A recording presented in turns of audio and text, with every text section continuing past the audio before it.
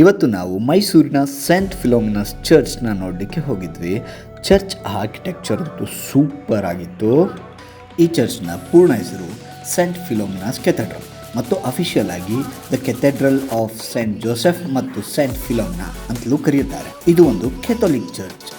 ಈಗ ನಾವು ನೋಡ್ತಾ ಇರ್ತಕ್ಕಂಥ ಈ ಚರ್ಚ್ನ ಜರ್ಮನಿಯ ಕೆಥೆಡ್ರಲ್ ಚರ್ಚ್ನ ಇನ್ಸ್ಪೈರ್ಡ್ ಆಗಿ ತಗೊಂಡು ನ್ಯೂ ಗಾಥಿಕ್ ಸ್ಟೈಲ್ನಲ್ಲಿ 1936ನೇ ಇಸ್ವಿಯಲ್ಲಿ ಮಹಾರಾಜ ಕೃಷ್ಣರಾಜ ಒಡೆಯರ್ 4ರ ಕಾಲಘಟ್ಟದಲ್ಲಿ ಕಟ್ಟಲಾಯಿತು ಮತ್ತು ಇದನ್ನು ನಮ್ಮ ಮಹಾರಾಜರು ಇಲ್ಲಿದ್ದಂತಹ ಯುರೋಪಿಯನ್ ಜನಗಳಿಗಾಗಿ ಕಟ್ಟಿಸಿಕೊಟ್ಟಿದ್ದಾಗಿದೆ.